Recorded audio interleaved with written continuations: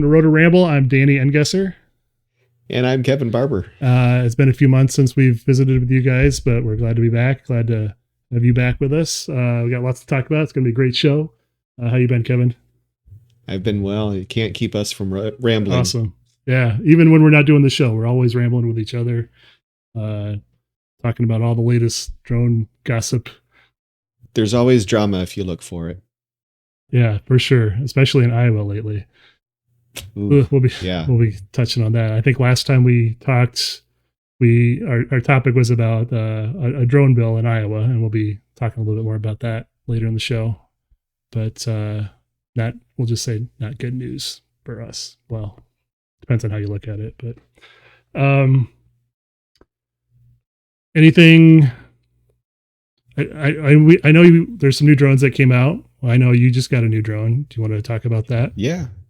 Well, yeah, and actually, it hasn't been all that long. If people have been tuning into our YouTube channel, I did include a little bonus unboxing of the Avata 2, which is the new acquisition that I got here. So we'll post a link to that.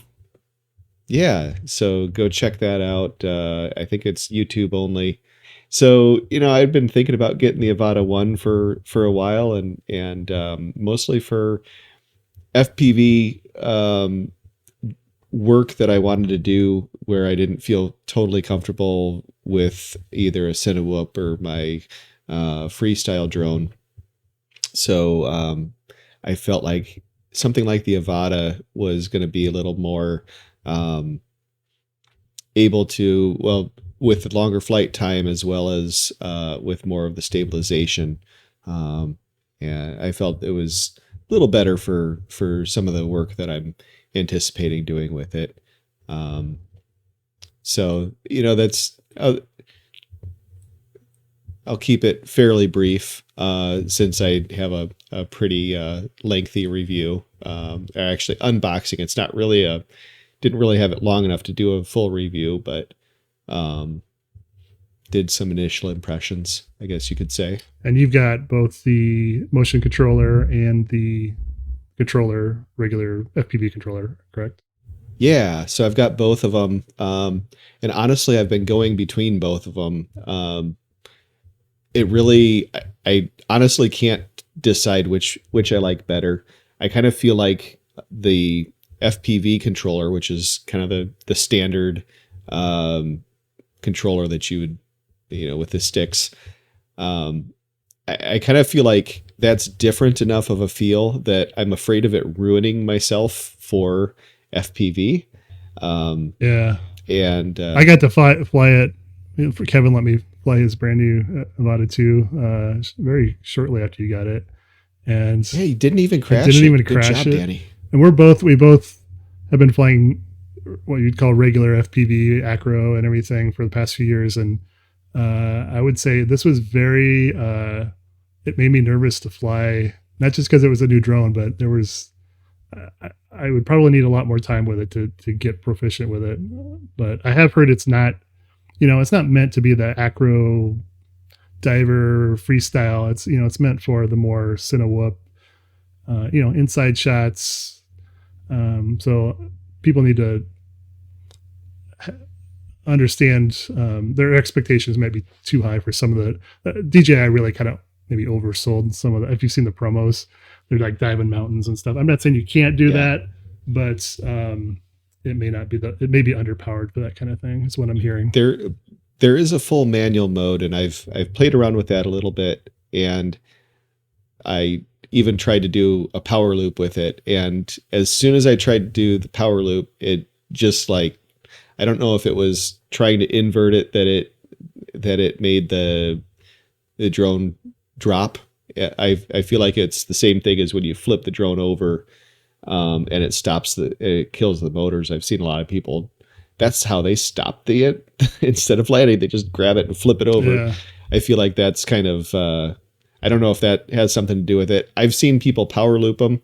So obviously there's probably some setting that I'm missing, but quite honestly, that's not why I have it. I'm not planning on doing a whole lot of crazy acro with it. I get it for the more steady shots. It holds its altitude very well. So a lot of times you'll see like the fly through videos and people are bobbing up and down with the altitude. This one will hold a really stable altitude. And so you really have to intentionally go up or down with it. And I will say, when I flew it, I didn't fly it in acro. And for Kevin's saying, thank God, right? But so I did fly it more like a manual or like a like a GPS drone. But I did have the goggles on flying it, and it was just a very different sensation. And but I also heard, I don't know if you follow, I think it's Ian from Mads Tech. Do you watch any of his stuff? I've seen a few. Yeah. He was talking about how originally he was assuming, like, I think he said like something about DJI can't, there's a rumor that the motors were being limited or something through the software in acro. And he's like, you can't do that because it's in acro or something. But then after he got it, he's like, oh yeah, they're limiting the motors in the software. So I recommend, he has a nice kind of breakdown and talking about it too, about his concerns with it. It's still a great drone, don't get me wrong, but it is different than the first one. And people need to, well, it's probably a bit like taking a Cybertruck to Home Depot. Like, you can do that, sure, but it's not really probably what it's meant for. Yeah. Ultimately. Yeah. It's very impressive technology for many things. It's just, using the right tool for the right job, and having an understanding of what it can do when you try it out. It was awesome to try it out for the first time. I don't know if, I don't, I've been curious about it, and I'm not sure if it's something I would get or not. I haven't used it enough to make a full judgment on it. So, but do you have new revelations since we flew at that time? That was a few weeks ago, right? Yeah. So I've been getting a little more comfortable with it. I had it out the other day, actually playing around with the, what do they call it? The easy acro modes. So I think the one mode that is the most useful is the flip back, where you'll go in one direction, you hit the button and it'll do a 180 like and keep going like this backwards. Yeah, like that. My wrist doesn't go that way. Yep. Yep. So it's kind of keeping on, like the example I saw of it that was an amazing shot and very dangerous was there's a guy flying past a dirt bike at tire level, and as it passed the bike, it spun around to follow the bike and the drone kept going backwards as the bike went the other opposite way. Amazing shot. Not something I would ever attempt. Get that into the spokes of the bike and that thing's flying. With the Avata, it does keep it on its original trajectory. So when you're flying that with an acro drone, that's regular FPV drone as we termed it before. Yeah.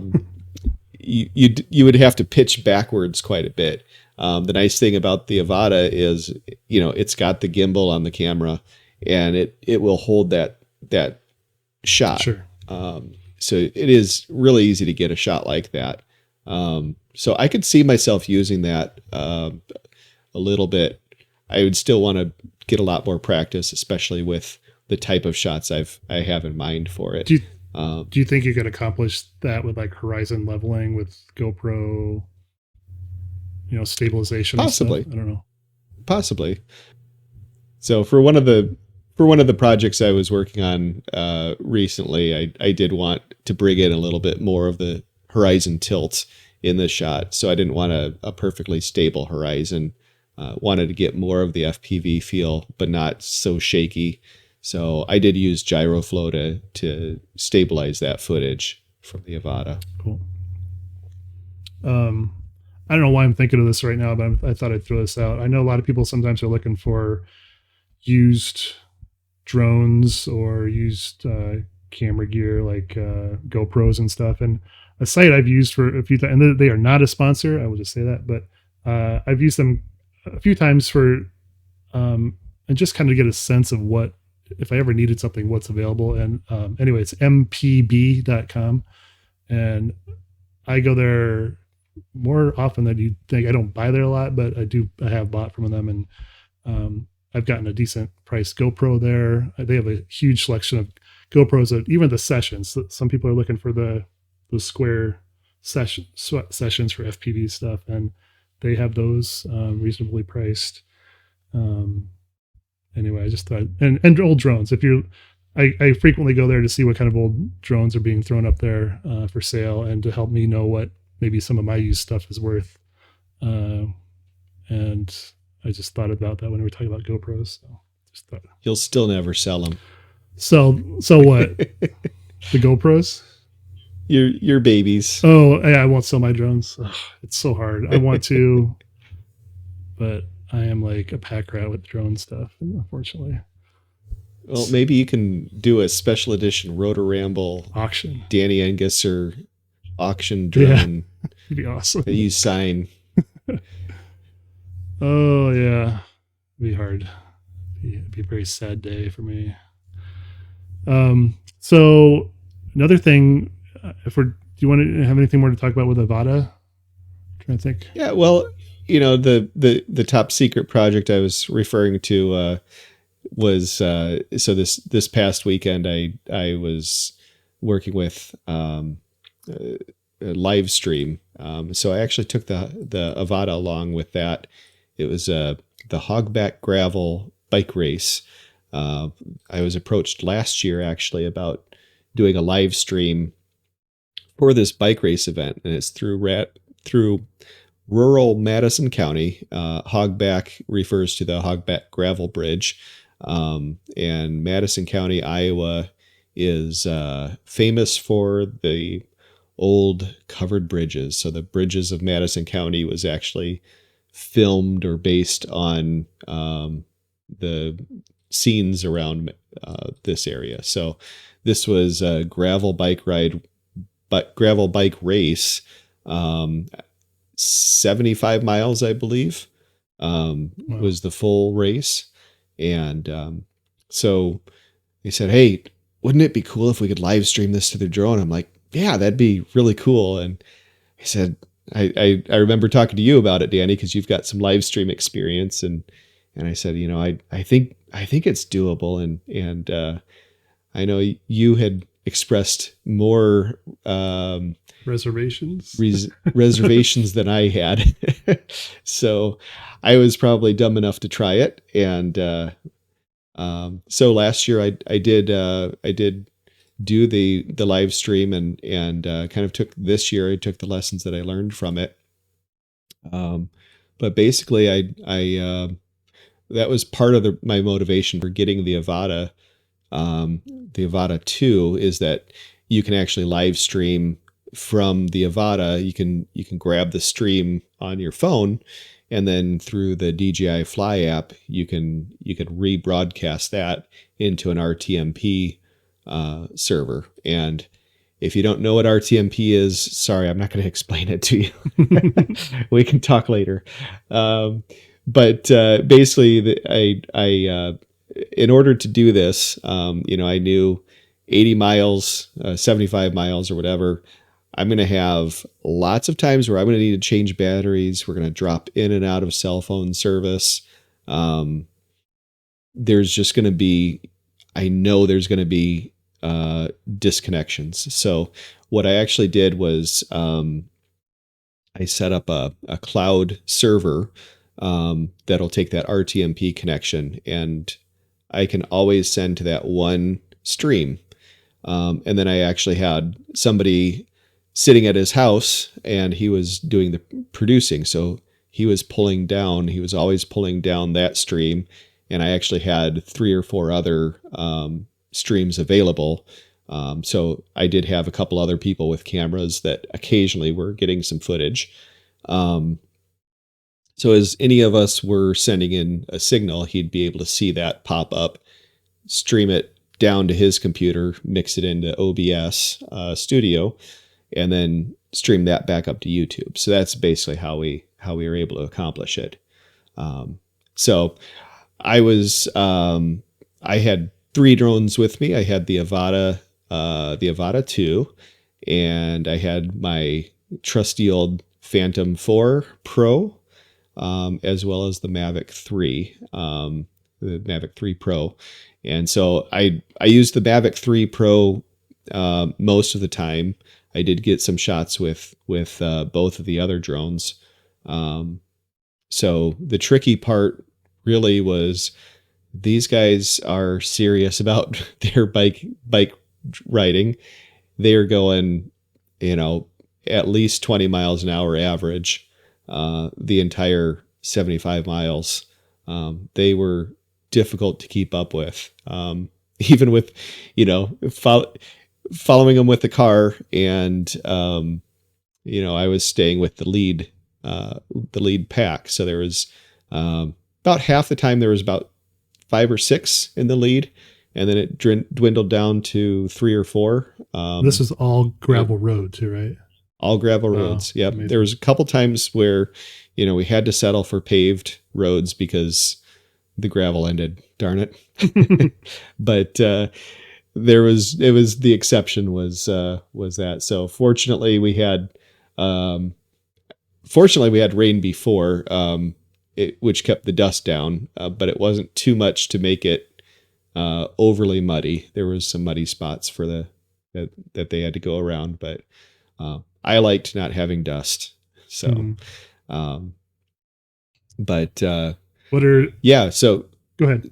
So the times we had to change batteries, change batteries. That's where I had I had other footage that the producer could switch to. So we had some promo videos for the race. I had just kind of background footage from previous years that it was just, 15-minute loop. So he could switch to that however long we were down, however long we needed to, to interrupt that feed. And then we could also stream from a phone. So we were not sure if it was going to rain during. So and there was a couple times where I just had my phone in the windshield and was streaming straight from my phone, just to give myself a break from the stress of flying. I bet. What things did you learn from last year that you maybe applied this year or want to do better next year, or what were successes too that you thought really worked well? Yeah. So one of the things I adapted from last year was, instead of just the camera cutting out when the stream ended, I actually layered a little loop, a video loop behind it, and said, kind of reconnecting or establishing connection. So that was actually some of my FPV footage from the Hogback Bridge, which actually got me this, into this race, was actually having that from a couple of falls ago. So I had some footage going in the background that helped keep something going, keep some interest on the screen. This year I added kind of some more graphics, that sort of thing. Last year we had attempted to do some live tracking of, from I think the Garmin app that one of the cyclists was using, and something went wrong with that, and we lost that live location tracking. So this year we actually had one that worked, and we're able to have a map on the screen. So at least there was some content. So I had a map and a picture-in-picture of the live, whatever camera was live. So again, kind of with stacking with layers on that, I was able to always have some content going. Were you able to do any like object tracking, like tracking, or was it all manual flight the whole time, or a little bit of both? Or Yeah, I ended up, so most of the time was with the Mavic 3, and I wanted to take advantage of the zoom lenses, but I didn't want to, the way the zoom works, I didn't want to have to switch and have that hard switch between the lenses that it uses.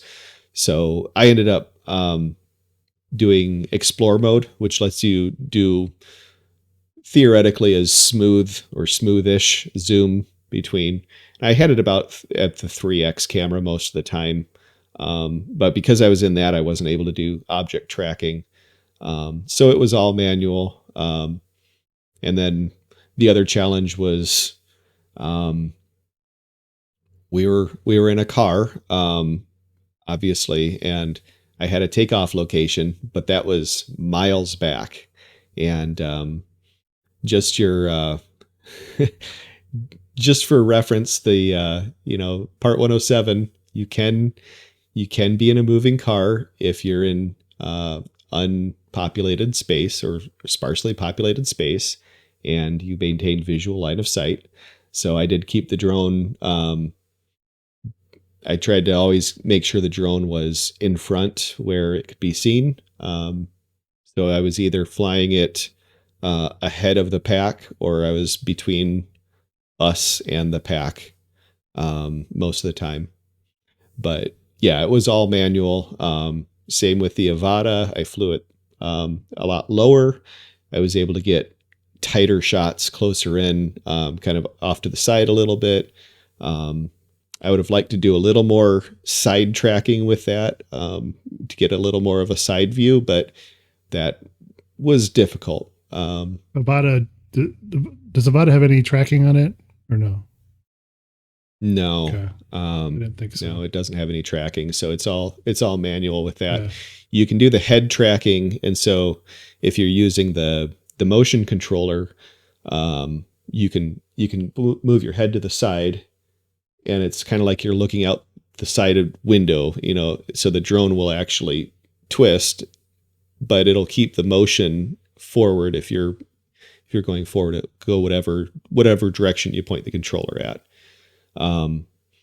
However, I wasn't sure if I was in a car, if I was in a moving vehicle, I wasn't sure how the motion controller would handle any turns.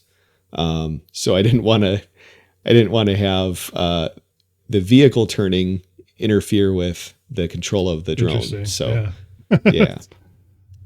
The other challenge with flying the Avata, so I was using the FPV RC for that. The other challenge was the motion, getting my body used to the motion, or trying to get over. I'm in a car. My view through the goggles as I was following straight on was actually fairly close to what the car was doing, until I wanted to do something a little fancier, like drift off to the side. And then I had the sensation of like, oh crap, what is the driver doing? It felt like he was going off the road. No. But I just had to mentally tell myself, no, that's just the drone. Don't worry about what your body feels like it's doing. So it was interesting. It was a challenge. And then of course I had, like I said, I was taking a break by doing other live stream stuff when I only had, my task load was fairly high. Cause I was also worried about what was being broadcast in the live stream. We had a few difficulties. We had to restart the stream once or twice. And, so I was trying to figure that out, at the same time as trying to fly. I had, as the battery started to get low, I had the Avata wanted to return to home, and it said, press press the start button, and I'm like, okay. And I thought I knew which button it was, and I didn't. Oh, So, fortunately with the Avata, it'll hold its position. So if you just I needed to take my goggles up to look at the control physically, and figure out which button it was. And it was basically the record button, oh yeah. which seems odd. But so I was able to look at the controller, not worry about the drone for a second, and it held its spot. There was, nobody around. The bikers moved on. There was a big gap between the people behind us. So, I was able to make sure it didn't return to home. So one of those things, if somebody's looking at doing something like this, practice, get out there and practice it. Practice canceling return to home or setting return to home. What happens with the end of the battery not to return to home. Yeah. So, you're under a lot of kind of extreme conditions in that you're out kind of in the middle of nowhere, and your signal strength is probably not, I mean, even in rural Iowa, we have okay cell coverage, I guess, but it still can be sketchy. You go over a hill or something, and whereas if this is a race in downtown Des Moines or something, probably wouldn't have. It'd have other issues, but this is definitely a challenge to overcome, and commend you for trying it, because it's definitely not easy. Yeah, thanks. Yeah.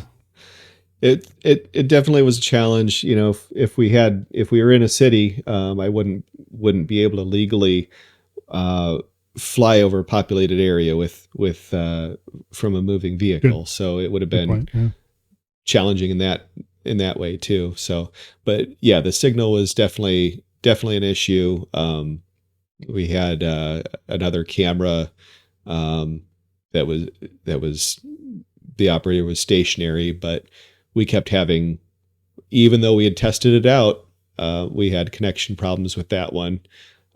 He was going HDMI into his cell phone and broadcasting that, and worked great from his connection at home when we tested.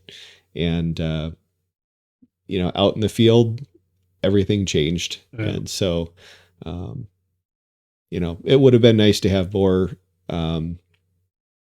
cameras we could have cut to. Mm-hmm. So, this was,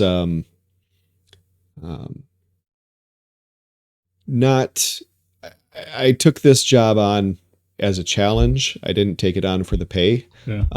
This was it's not necessarily a paid opportunity. Mm-hmm. One of the few times where, I wanted to do the challenge rather than, get paid. So I did get a little bit of compensation last year. I spread that out to the guys that helped me out. Free beers. Stuff like, yeah, there was some free food involved and free beer, and but for the most part, I wanted to see it done and done well. Yeah. My expectations, my hopes, I was aiming real high. I was aiming for perfection, and knew I wouldn't get perfection. So it's okay. There's a lot of factors involved with all that, for sure. Yeah. Yeah. Did you, just out of curiosity, did you end up using that controller I let you borrow? I did. Cool. Yeah. The only way I could really get the, the only way, to use the,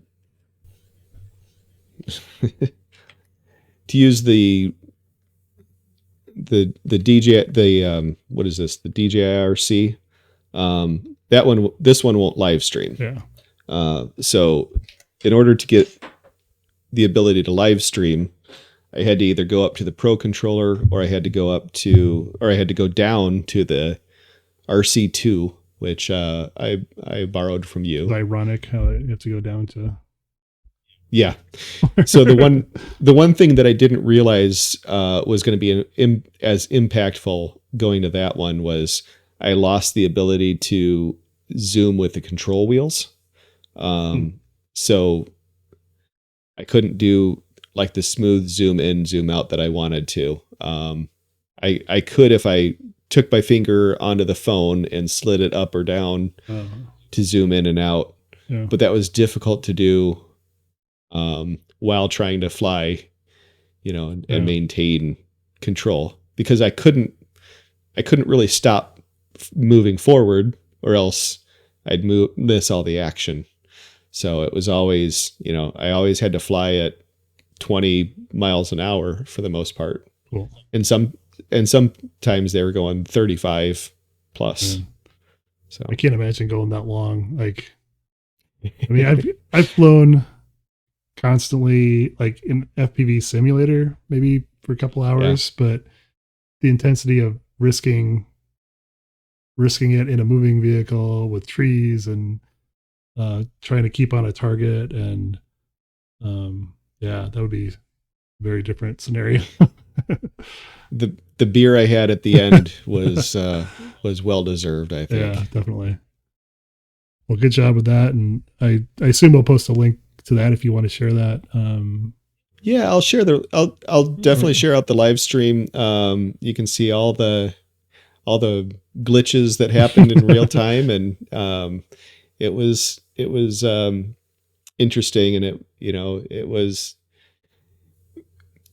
it's live production. Always things happen. I'm working on putting together a recap video. So hopefully I'll have that, but it won't be in time for this to be released. So cool. Look for that at another time. And maybe people out there even have ideas of how to, what technologies or other methods to implement for something like this. Yeah. And I come at it from a different angle. I mean, the live streaming I do is more with I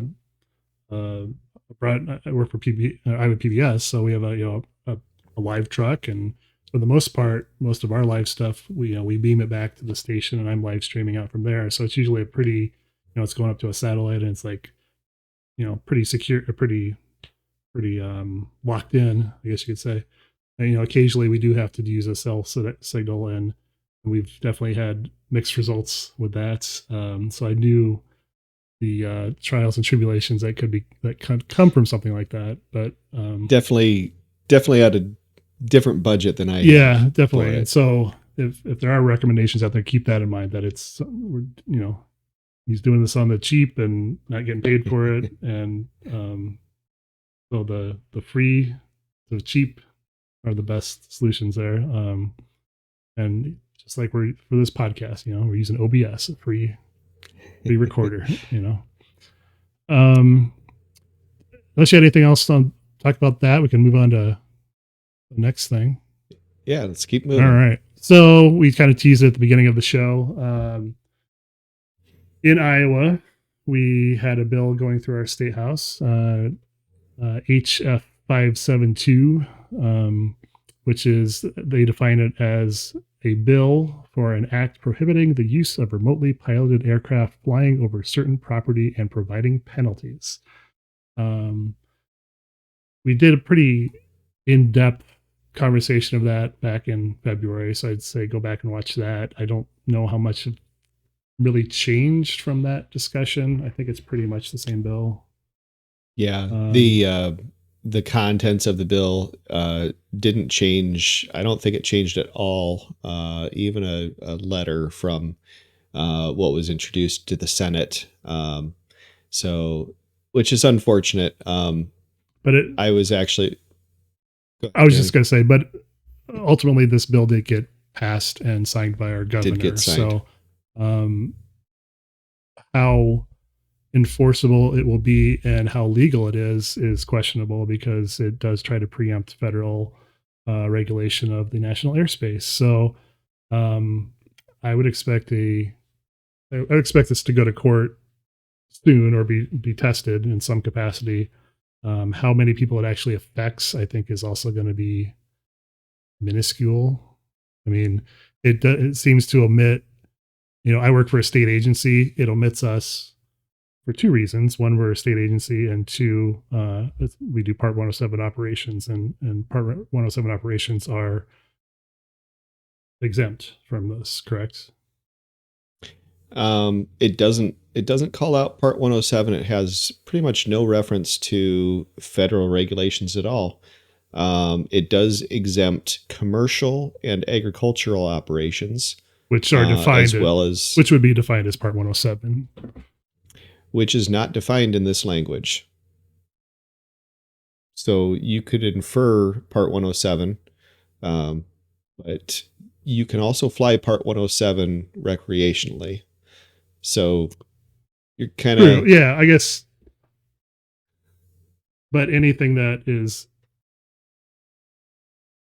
commercial is not hobby.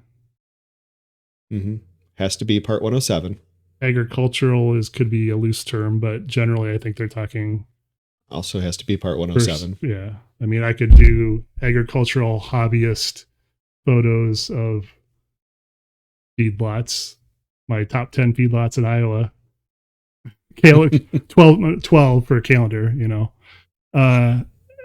Well, if it's for a calendar, it's going to be for commercial. my own personal it's going to be use. I want my own calendar on the wall of the top 12. No, I get it. But really, I think it comes down to Part 107 operations. Even if it's not defined, they've defined it by categories, which are Part 107 operations, right? But in the end, they're trying to preempt federal law anyway, so it's kind of ridiculous. I'd say we'll post a link to it. You guys can go read it. Tell us how horrible it is, and we would agree with you. It's really a pointless bill. They're trying to appease a few angry farmers. Yeah, I'm holding back is quite a bit here, but we did, we being myself and a group of a few others, including Ryan LaTourette from Michigan, who does a lot of work with drone and drone laws.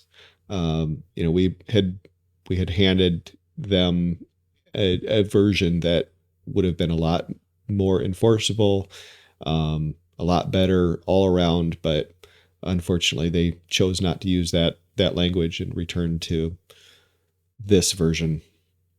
I wonder why that is. But do you have any insight into that? Not a whole lot. I think they basically, in the end, said this one's good enough. They got a lawyer to sign off on this language and said, let's go with it. Crazy. So, but unfortunately we still have, another bill that is tabled. It's not completely dead yet, but it is essentially a DJI ban. It's a ban on drones that are from, I'm forgetting the language here, but it's it is anything made by a country of concern or something along those lines. Yeah. It would essentially ban DJI, Autel, many of the drones that are popular in use with everybody. Yeah, and DJI is definitely clued into what's going on in the States and how municipalities and states and at the national level, they're trying to ban like essentially Chinese drones. A bunch of fear mongering about it.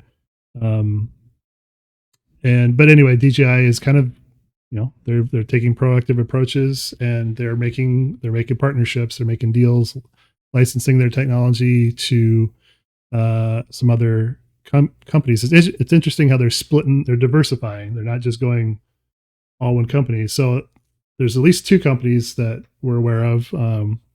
One's called Anzu Robotics, and the other one is called Cogito Tech, I believe. And each of these have taken a couple of the DJI models and they've essentially licensed the drone technology from DJI. The Anzu Robotics is actually a US based company. It's the parts. My understanding is the parts are made and assembled in Malaysia. I could be wrong about this, but this is what I read somewhere. That and then those parts, or then those drones are shipped to, I believe, Austin, Texas, and they install the firmware there. All the software, the servers and stuff are based in the States. The head of the CEO of Anzu is Randall Warnes, and you may or may not recognize that name through other drone companies. He also ran Autel. He was the CEO of Autel for a short while. But a name that's recognized in the drone industry. The other company, Cogito Tech, my understanding is they're out of Hong Kong. Oh, so let me step back. So Anzu Robotics, they've got at least 2 models. I don't remember if there's more, but there's what they call the Raptor and the Raptor T. I think the T is thermal. And then Cogito is the other one, and they've got at least 2 models, and one is the Spectra Air, which is essentially a clone of the DJI Air 3 with the 2 lenses, and then a Spectra Mini, which is a clone of one of the Mini models. I don't remember which one. It's not, I don't think it's a 3 or 4. I think it might be a 2. Yeah, so it's my understanding that Anzu is really licensing only the commercial side, the more what's the word for it, Danny? The where they've got the thermal and the Enterprise. Enterprise. Thank you. They don't have more of the. They don't have as much of the, or cannot do the commercial. The I can't talk. Yeah. The consumer end. That's right. Yeah, that would make sense. That's how they're split out, right? Yeah. So I just want to know why these companies don't have more American names, especially Anzu. Make it Flying Eagle drones, or America First drones, or something along those lines. But then they should really be safe. Well, I didn't realize this until today, that the prices on the Anzu ones are actually significantly more than DJI products, because I had heard with the Cogito ones that they were actually cheaper. So it seems like the consumer ones, maybe they're going down, but the enterprise level ones, they're bumping those up. They figure if we got to have them, we got to have them, I guess. And they got to pay the DJI tax probably, if they're licensing the technology from there. I'm sure DJI true. Needs to make it worth their while. Yeah, that makes sense. They're definitely easy to spot for the Anzu ones. They're almost they're a green. I don't know how to describe it other than I was going to say an army green, but I think it's a brighter green. I was going to say those little army guy, those little plastic army guy green, or GI Joe green, maybe. Yeah, that's probably about right. Haven't seen one in person, so they're just based on the photos and videos that I've seen of them. Yeah, I saw a guy who's in our group, Logan. I'm blanking on his name right now, but he's up in Minnesota. He said he was going to be getting a bunch in for testing.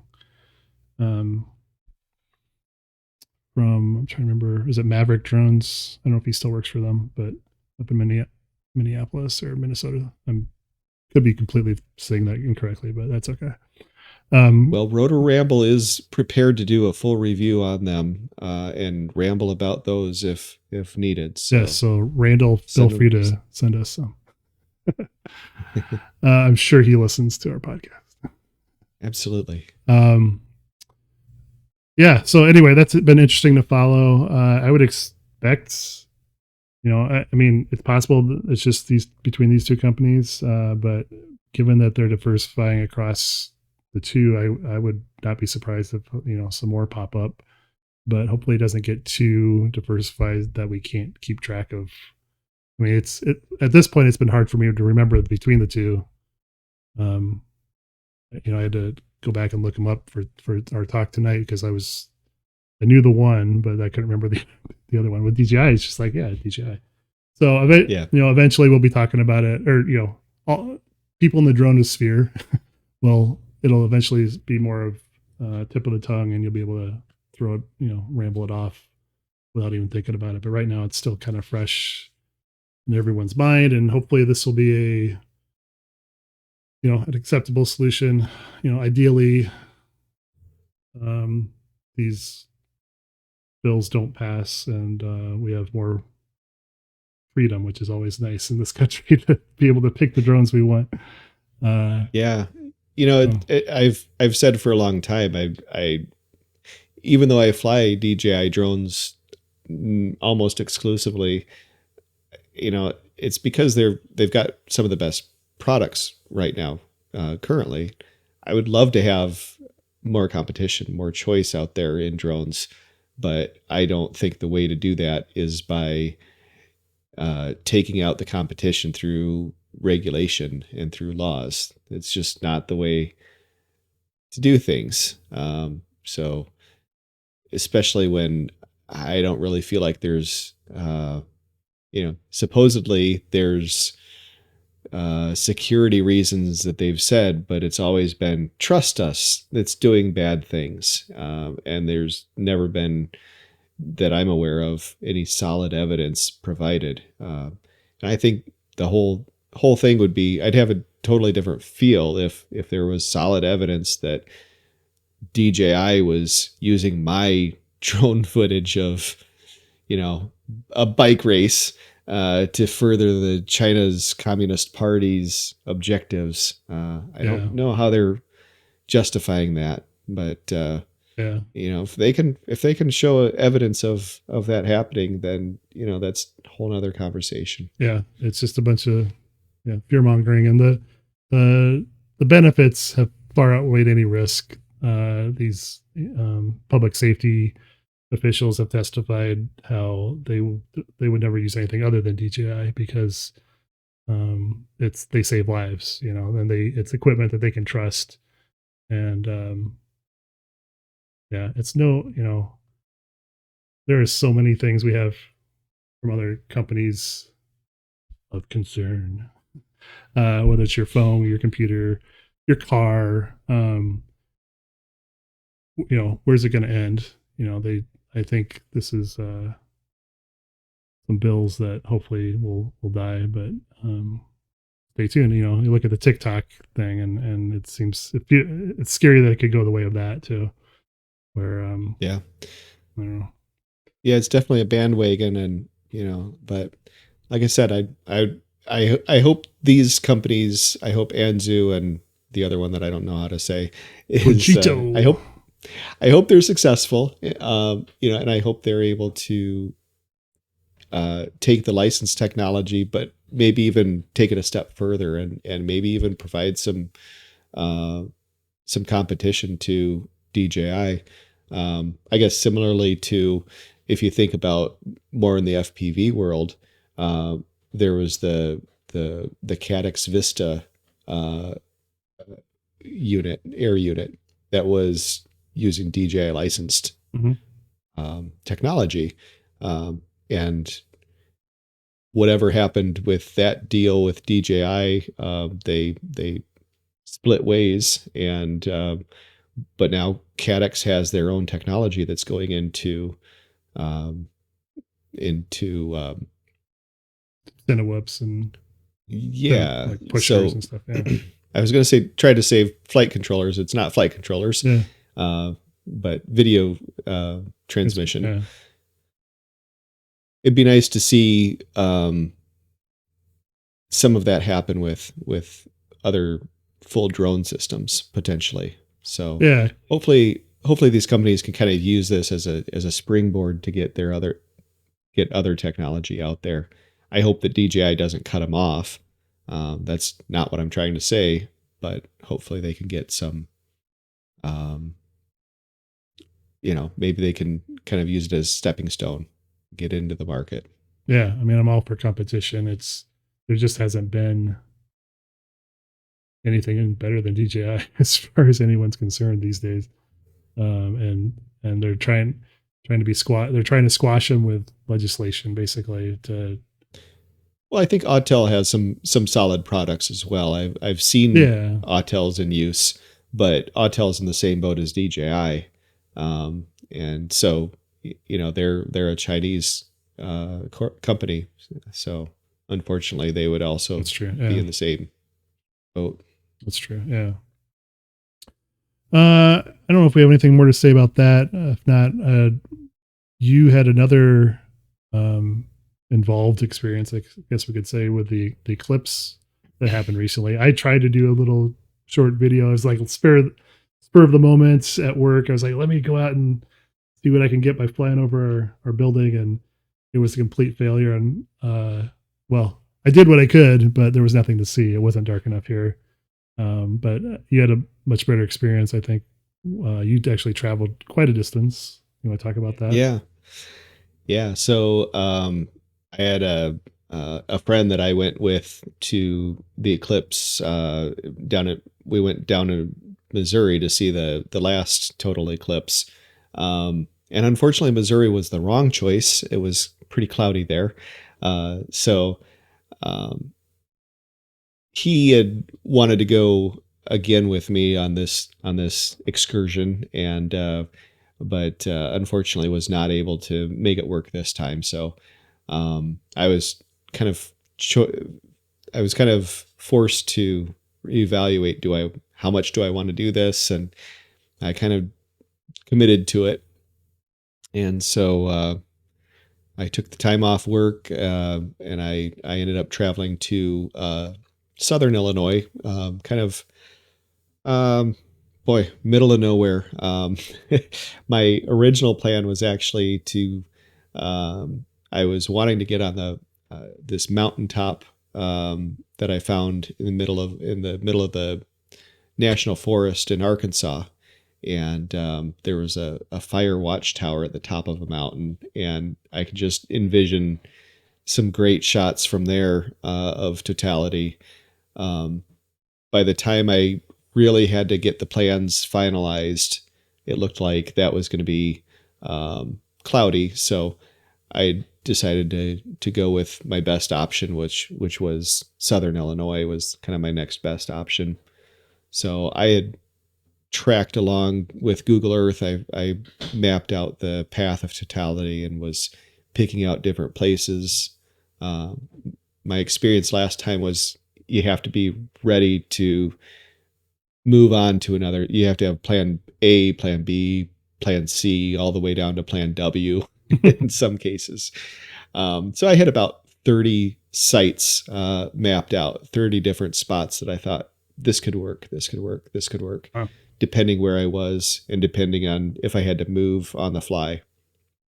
So um, I actually went for cemeteries. I was trying to think of what is something that is where some place there I can park for a few hours and not be in anybody's way, not be on private property. So that's where I thought cemetery, and probably about 100 people had the exact same thought, exact same spot that I had picked, just this rural cemetery in the middle of nowhere, Illinois, Southern Illinois. Um, but as I was trying to figure out what I wanted to do, I knew there was going to be thousands of people that would be able to take much better shots than I would of kind of your standard zoomed in shot of the eclipse. And I still took my camera to be able to do that. But I've really done a lot with 360-degree photos, virtual tours. So what I ended up doing was I took two 360 cameras with me. And then I also launched the drone. And so I had the Mavic 3 Pro in the air, and I did a high resolution 360-degree pano, both before totality and during totality. So I got a really highly detailed uh, shot of um, 106 images of 360 totality what's really cool about it is you can see it's a lot closer to the experience of totality when you see the pictures of just the sun, blacked out by the moon. You definitely see that, but for me, it was everything around you is dark in the middle of the day. It looks like kind of a moonlit night is kind of what it feels like. And then you see all around you is what looks like sunset or dusk. And so I wanted to capture that. And so that's what I did with the drone. Cool. And sounds like a yeah, cool experience. Do you have any tips for, someone that type of thing comes around again for someone? I mean, probably technologies will change, but yeah, in 20 years, unless you want to travel internationally. Like what was some things you might have learned from that? Yeah, I think having the spots picked out, having a plan for what you want to capture, what you're able to capture. Like I said, for me, I got the standard shots, but it was also the things that other people weren't necessarily thinking of. And then a big thing was I automated a lot of it. So I had 2 cameras going just completely automatically. They were rolling. One was just doing interval every couple seconds. It was taking a picture. And I put that together into a time lapse. Another one was just doing straight video the whole time. And then actually I had 2 doing a time lapses. And then the drone was, just sitting idle. So it was, and the 360 shots are automated. So I only had to hit one button for that.